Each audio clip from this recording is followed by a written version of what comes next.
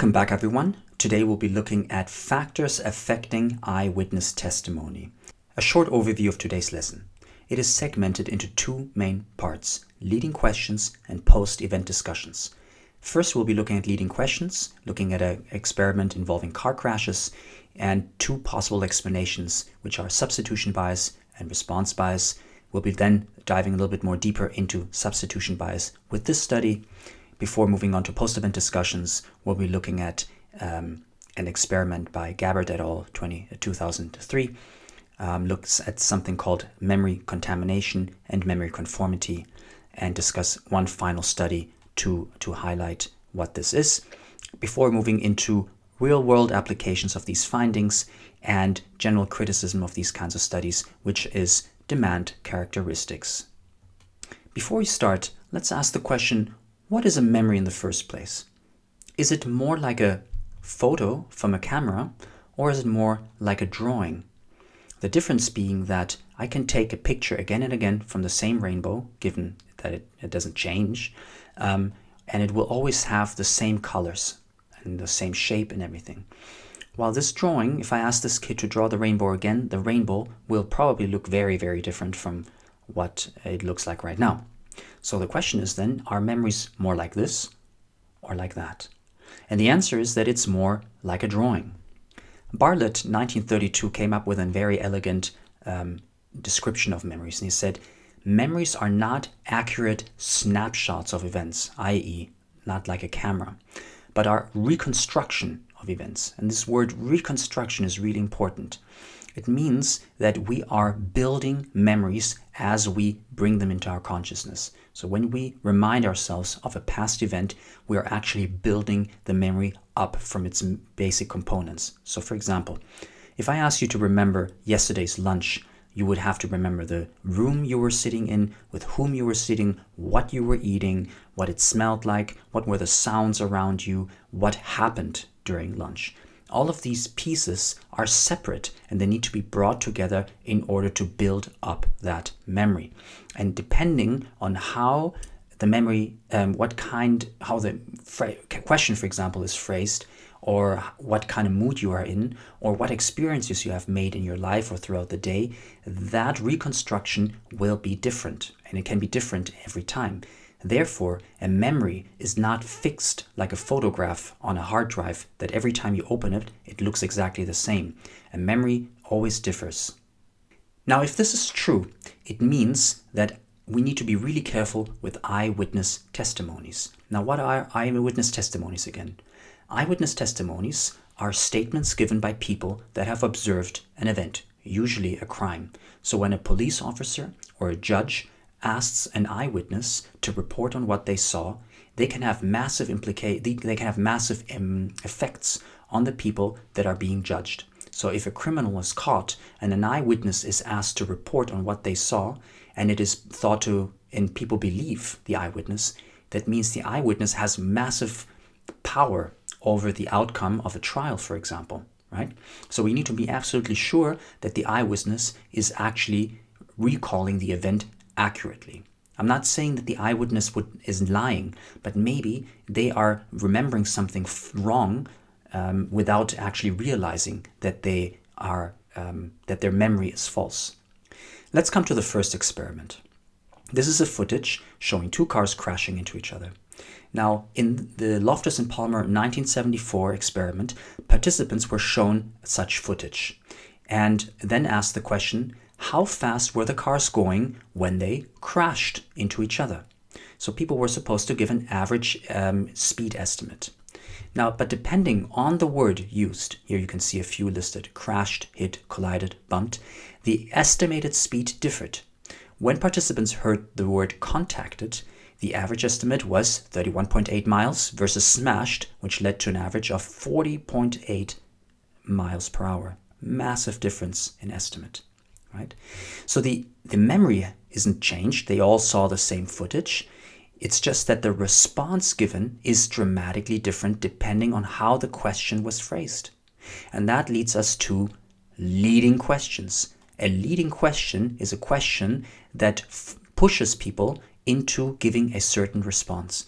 If I want people to give a higher estimate of the speed of the car, then I just simply need to use a more extreme adjective, right? So this is called the response bias, where the response is biased by the leading question towards an answer that I want to hear. In a follow-up experiment, 1 week later, participants were asked whether they saw broken glass. And the correct answer is there was no broken glass. But it's just that some started to report broken glass. And who did? Well, the ones that heard the word smash were twice as likely to report broken glass. That is absolutely crazy. So it means 1 week later, that leads us to our conclusion. 1 week later, that original leading question with the adjective had an impact 1 week later on the recall of the memory. Absolutely mind-boggling. That something so small can have such a massive impact on how we remember something. So in this case, it's not just a response bias. What we have done is we've actually altered the entire memory. We've added information that wasn't there before. And that is called the substitution bias, when the original memory is actually being altered, distorted, and new information in this case is being added. Okay? This is a very much more severe version of this. It means that the eyewitness is reporting a false memory. Unlike here, well, the answer is slightly changed. Here, they're actually reporting something that is not true. But we have to be a little bit more nuanced than that.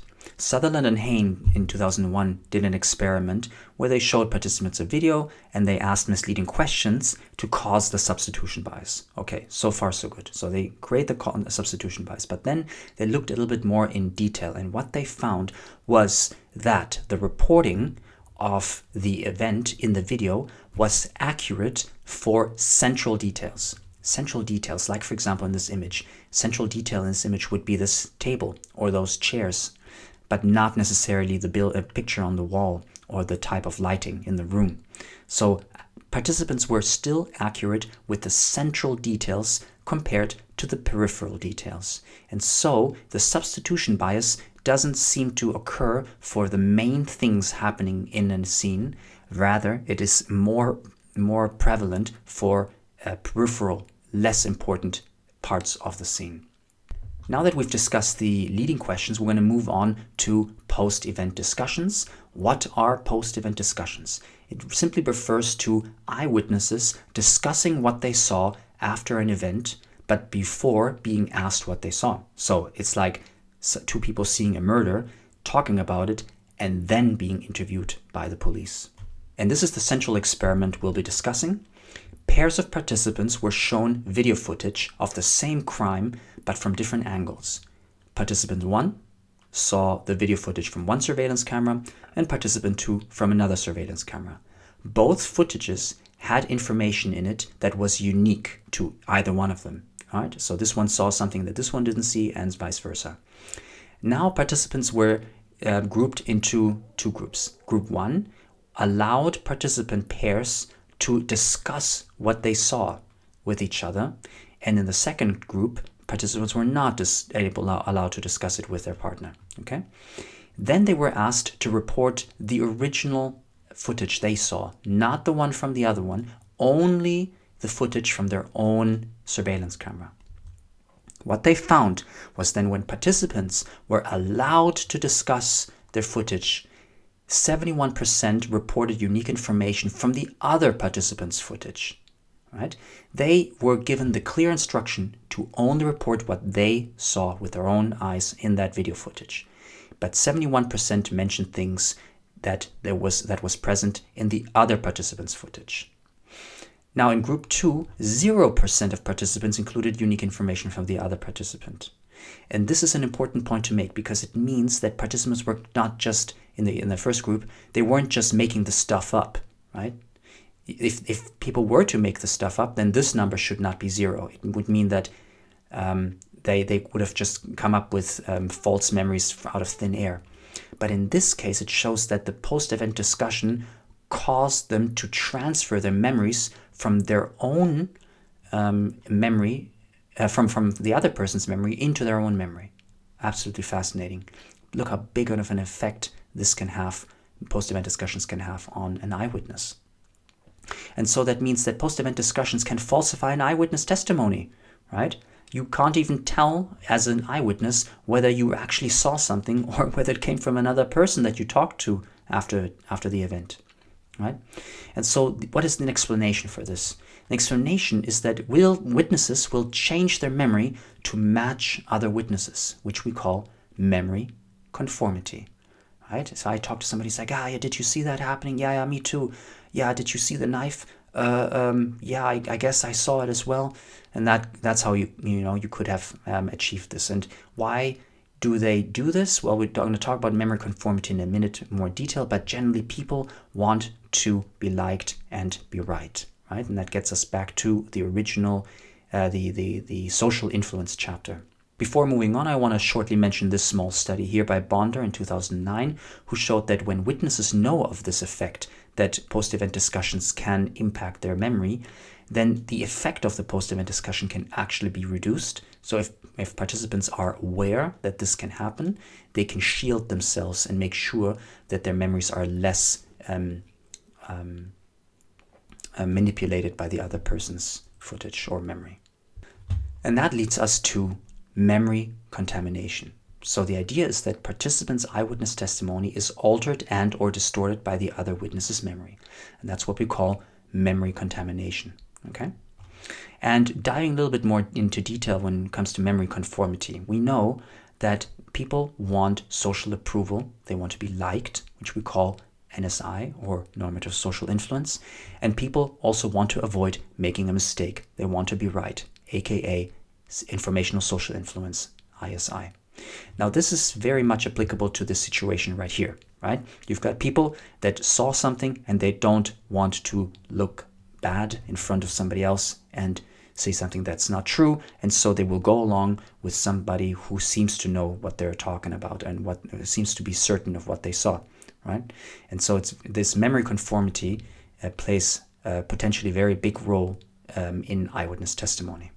Let's look at some real-world applications. When it comes to police interviews, we have to be very careful as police officers that we phrase questions in a certain way that doesn't cause a substitution or response bias, right?